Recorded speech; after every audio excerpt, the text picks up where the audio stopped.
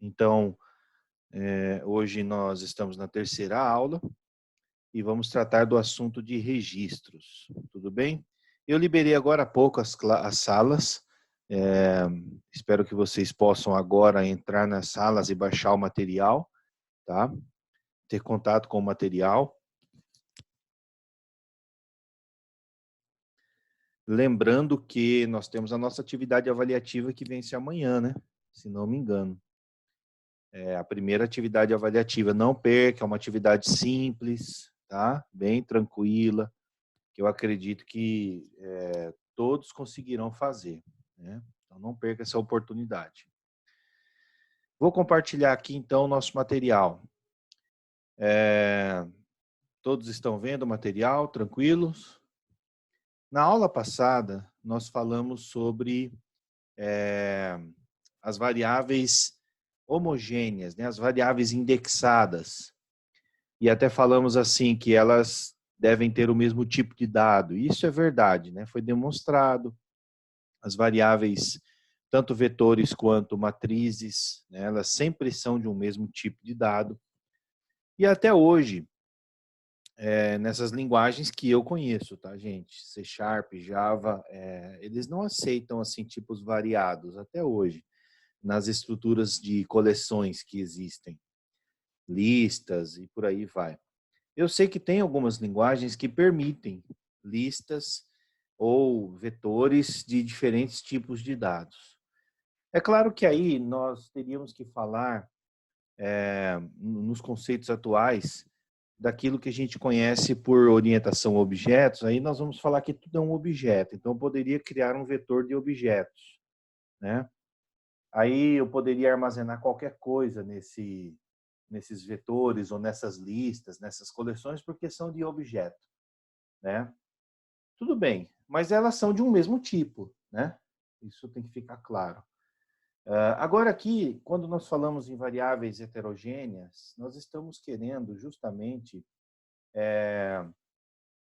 fazer com que em um mesmo tipo nós tenhamos várias outras informações de tipos diferentes. Então, quando nós definimos um registro, nós estamos querendo fazer isso, armazenar várias informações em uma mesma variável, mas que essas informações elas são de tipos diferentes, né? Então, aí eu coloquei no nosso material, e eu acho que ele é um dos materiais mais curtos da disciplina, que eu até coloco assim, que as variáveis comuns são muito úteis em determinados contextos que não exijam muita funcionalidade, né? Armazenam um valor ao mesmo tempo e tal, porque não contém subdivisão. Aí eu coloco que as variáveis indexadas como vetores e matrizes são como evolução natural das variáveis comuns, com recursos que nos permitem armazenar mais de um valor dentro de posições, né? E tanto as variáveis comuns quanto as variáveis indexadas só podem armazenar dados de um mesmo tipo, certo? Pois são homogêneas. Isso tem que ficar bem tranquilo para a gente. E aí, no entanto, aí eu coloco, podem surgir contextos onde seja necessário armazenar dados de diferentes tipos em uma mesma estrutura de dados, né? E para responder isso, como eu coloco, nós vamos utilizar o conceito de registros. Vocês estão me escutando bem? Tranquilo? Bom, o conceito de registros, como eu coloco aí no nosso material, é uma composição de diferentes tipos de informações, onde eu vou agregar, e aí eu vou especificar diferentes tipos, nome, sexo, idade, salário, em um tipo de dado complexo e personalizado, ou seja, eu acabo criando o meu tipo de dado, né? Eu acabo criando o meu tipo de dado. Uma variável do tipo registro, ela é uma variável composta por atributos de diferentes tipos, mas que guardam uma relação entre si, pois englobam um conjunto de dados acerca de algo, certo? Então, não são informações soltas, são informações que guardam uma determinada pertinência. Se eu estou abstraindo, por exemplo, as informações de uma pessoa, então em um registro de pessoa, eu terei várias informações acerca da pessoa, nome, data de nascimento, endereço, que mais? CPF, e-mail, né? E por aí vai. Tudo isso são informações que eu posso concentrar nesse tipo complexo que eu chamo de pessoa, tá? Então deve ter uma pertinência, não são dados soltos, certo? Então, devido a essa possibilidade de conter dados de diferentes tipos, ela é considerada heterogênea. Dados de diferentes tipos, né? Cada tipo, cada campo pode ter, pode ser de um tipo de dado diferente. Aqui a gente entra em um problema que é muito relacionado à linguagem que a gente está trabalhando, tá? E é por isso que desde o início eu venho falando, Visual G, Portugal, o objetivo é apenas de introduzir aí o conhecimento sobre programação. Então nós não podemos esperar grandes coisas dele, certo? Então é por isso que eu fiz questão de frisar, pois cada campo pode ser de um tipo primitivo diferente. Porque alguém poderia questionar assim, professor, mas eu posso criar mais de um registro e dentro de um registro eu posso ter um campo que é do tipo de outro registro. Isso no Visual G eu não sei se vai funcionar, porque já é um pouco mais avançado, tá? Perfeito. Bom, vamos lá para a definição. Nós podemos entender o registro como sendo uma espécie de tipo de dado, do qual poderemos declarar variáveis comuns ou indexadas. Ou seja, ou eu declaro uma variável comum do tipo daquele registro, ou eu declaro um vetor daquele registro, certo? Ao declarar uma variável do tipo registro, a variável declarada assume a forma do registro, podendo armazenar dados nos atributos, conforme o tipo de dado informado no tipo do registro. Olha a declaração aqui. Vocês estão vendo aí a figura? Figura 1 do material? Responda aí para mim. Vocês estão mais sossegados hoje, o que foi? Terça passada era feriado, né? Vocês estavam mais descansados.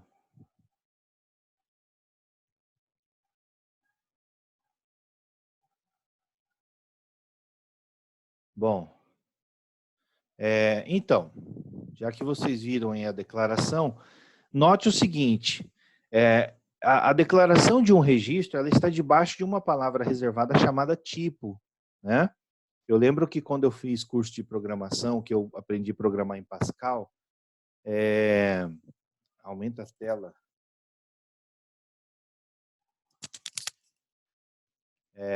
que eu aprendi a programar em Pascal, ao invés dessa palavra tipo, existia a palavra type, que é a mesma coisa, né? Só que em inglês. E aí a gente definia, né? Type, o nome do registro, do tipo record, e começava a colocar os subatributos, né? Os atributos e o tipo de dado. Atributo, tipo de dado, e por aí vai.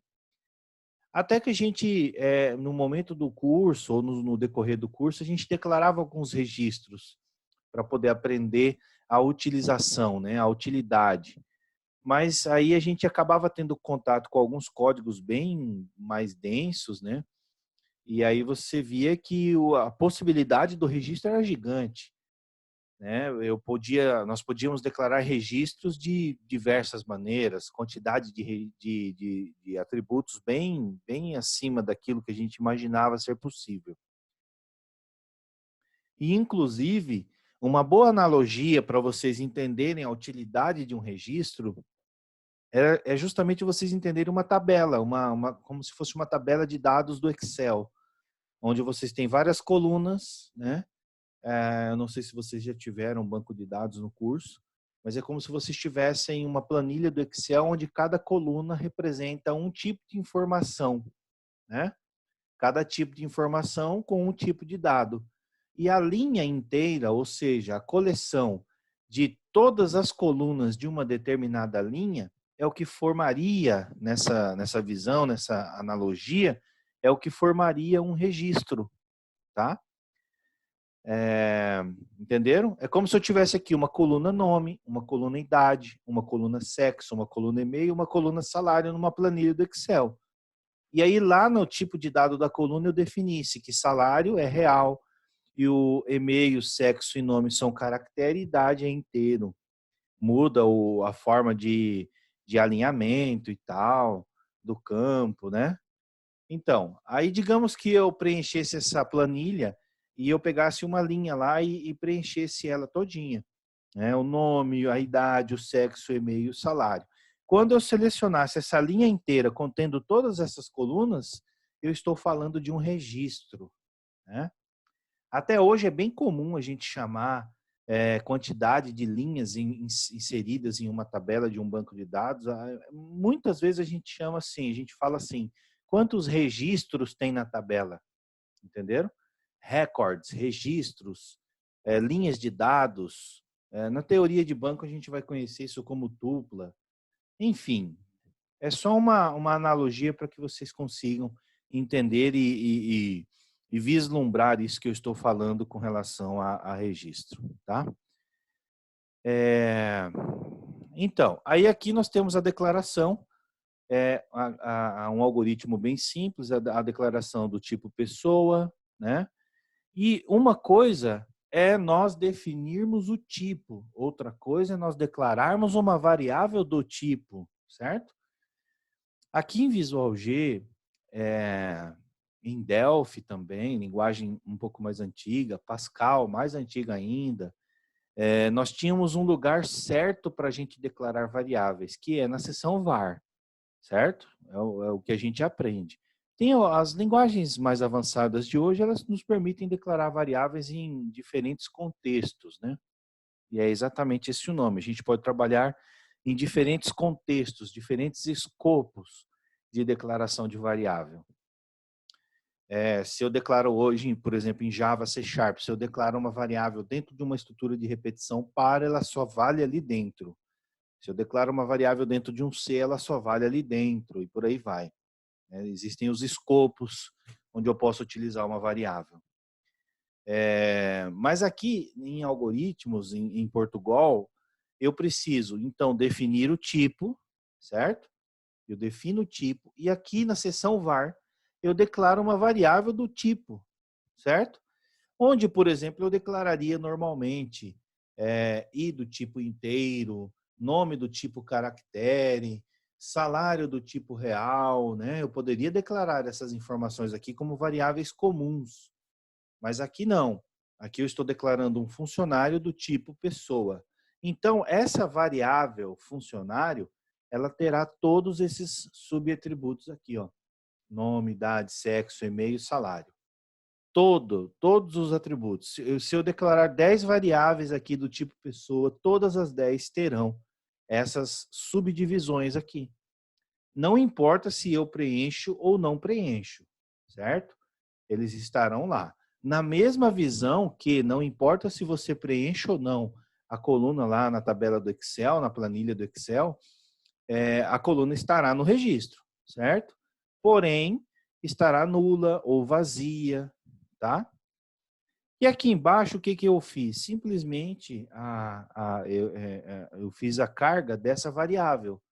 Então, da mesma forma como, por exemplo, lá em vetores, eu preciso indicar uma posição para eu fazer a leitura ou escrita, aqui no registro eu preciso indicar qual o nome do subatributo que eu estou fazendo a leitura.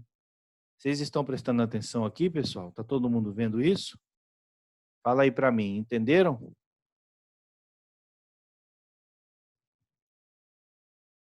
Sim, tranquilo? Então, como que eu leio o nome de uma variável que é do tipo registro? Né? Pessoa, eu tenho que informar funcionário, ponto, qual é o nome do subatributo que eu quero fazer a leitura. Perfeito? E é claro, depois nós vamos agregar aí essa funcionalidade dessa subdivisão, acessar essas subdivisões utilizando vetores, né? Eu acredito que tem sim, João. Eu posso verificar aqui rapidamente, só um minuto. Tá tudo bem até agora, pessoal? Vocês estão conseguindo entender aí? Então, né? Sim, sim ou não? Manda aí para mim.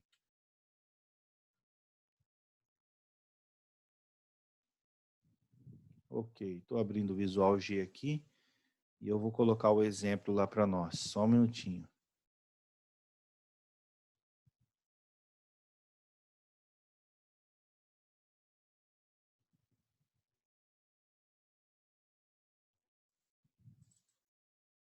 Vocês estão me escutando bem? Hoje eu estou com outro microfone.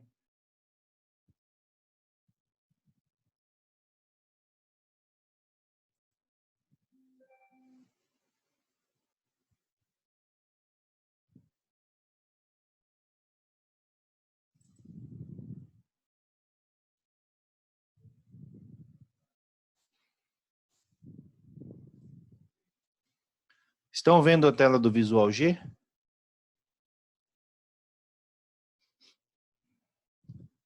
Ok, né? Aqui, ó, esse aqui é o código-fonte daquela tela que eu coloquei para vocês, daquela figura que eu coloquei para vocês. Do mesmo jeito, pessoal, isso aqui é bem tranquilo de nós entendermos. Se eu extraísse todas essas variáveis aqui, fizesse um Ctrl X aqui e colasse aqui na seção var, estaria correto, eu teria as variáveis comuns, né, sendo declaradas e que eu poderia utilizar. Mas acontece que, como eu defini um tipo, né, eu criei um tipo de dado e chamei esse tipo de dado de pessoa e disse que ele é um registro contendo esses subatributos que estão aqui. Quando eu declaro uma variável comum, que ela é uma variável comum aqui agora, ó, funcionário é uma variável comum. Ela só pode armazenar um valor de cada vez, ou seja, só pode armazenar uma pessoa de cada vez, tá? Ela não é uma variável indexada e tal. Então, é uma variável comum, só que o tipo de dado dela é um tipo diferente, é um tipo que eu personalizei. Então, ela é um registro. E dentro desse registro, eu tenho todas essas subdivisões aqui, ó. O nome, a idade, o sexo, e-mail e salário. Se nós fizermos a execução disso aqui, primeiro que a gente não vai ver saída, mas ele vai funcionar perfeitamente, né? Deixa eu colocar para rodar. Vou colocar aqui nome. Nome Orlando, idade, sexo, e-mail,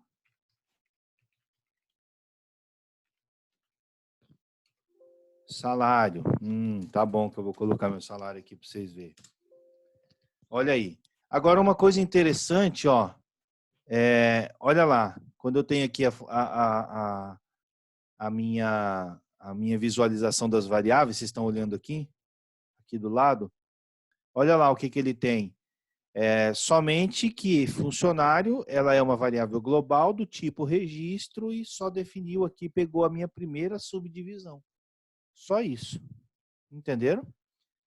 Não muda muita coisa daquilo que a gente já aprendeu em outros momentos, certo? O Cleito está dizendo a atividade...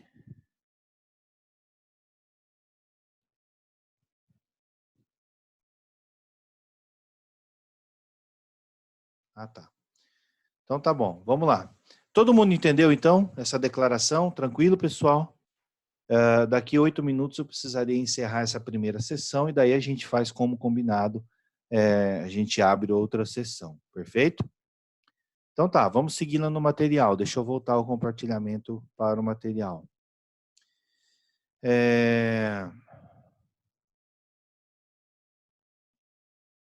Perfeito, aqui eu só faço a explicação, né? Agora, veja, se nós podemos, então, definir um tipo de dado novo, né, como pessoa, eu posso utilizar esse novo tipo de dado juntamente com vetores ou matrizes. Vai depender da abstração do problema que vocês estiverem resolvendo, né? E aqui eu fiz um exemplo, ó, de um registro do tipo aluno, né, chamado de aluno, com essas subdivisões aqui: nome, idade e e-mail. Nome, caractere, idade inteiro, e-mail, caractere, fim, registro. Isso é sintaxe, tá? Tem que ter. Palavra reservada, type, o nome do registro. Aí depois, tipo, é igual ao tipo registro, né? Tem que ter. Aí as subdivisões, fim, registro. Perfeito? E aí, embaixo aqui na seção de declaração de variáveis, nós criamos um vetor de 20 alunos, né? Tá aqui, ó, alunos, são 20 posições, né? O tamanho do meu vetor. E o tipo de dado desse vetor é aluno, que é o mesmo tipo aqui do registro. Vocês estão compreendendo? Olha aí para mim, olha aí e fala assim, escreve aí, eu compreendi. Escreve aí. Vamos lá. Eu quero que vocês vejam que eu declarei um vetor de 20 posições de aluno, ou seja, do tipo registro, né? Então, cada posição do meu vetor, ela será subdividida em nome, idade e e-mail. Entenderam? Ou seja, veja, eu tenho um vetor do tipo aluno que ele é subdividido em 20 posições. Ou seja, eu tenho 20 alunos dentro do vetor. E cada aluno dentro do vetor, ele tem nome, idade e e-mail. Certo? Tranquilo? Vão ser 20 alunos nesse cadastro, exatamente. Exatamente. Ou seja, ó, nos apoiando naquilo que nós já aprendemos anteriormente, fizemos revisão dos conceitos básicos de algoritmos, estruturas de repetição, variáveis indexadas, que são os vetores e matrizes, agora a gente agrega mais uma ferramenta que são os registros, né? E com base nesses registros, eu posso abstrair problemas de diversas maneiras, né? Simplifica bastante a nossa vida.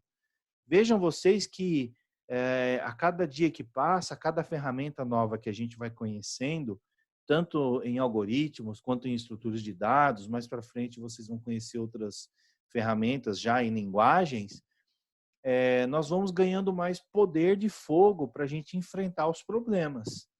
Ou seja, se antes nós quebraríamos a cabeça, nossa, como é que eu vou representar agora? Eu preciso carregar dados de 20 alunos em um vetor.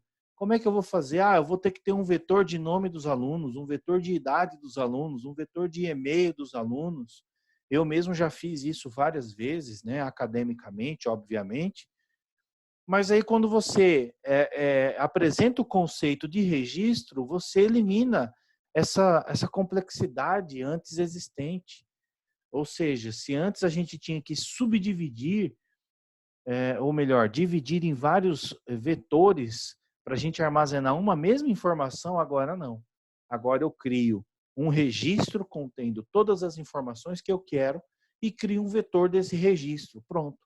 Ali eu já tenho a minha planilha ali, a minha tabela de dados pronta. Entenderam? Tudo bem até aqui? Aí, nos apoiando, então, numa estrutura de repetição e em vetores, completa o ciclo de utilização dos registros. Agora eu posso encher um vetor com vários alunos, eu posso criar um vetor, ou melhor, eu posso criar um registro com a representação dos dados do problema que eu estou enfrentando, né?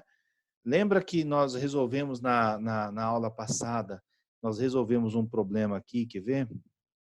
Deixa eu pegar ele aqui. Lembra que nós resolvemos esse problema aqui na aula passada? Vocês estão vendo aí na tela das notas? Sim ou não? Sim, né? E aí nós criamos uma matriz para responder por esse problema, lembra? Ou seja, eu criei uma matriz para ela, nas linhas, entendermos como os alunos e as colunas entendermos como os dados. Agora, o que vai acontecer? Agora eu posso criar um registro que contém nota 1, nota 2, nota 3, nota 4 e média, sem contar que eu posso colocar até o nome do aluno.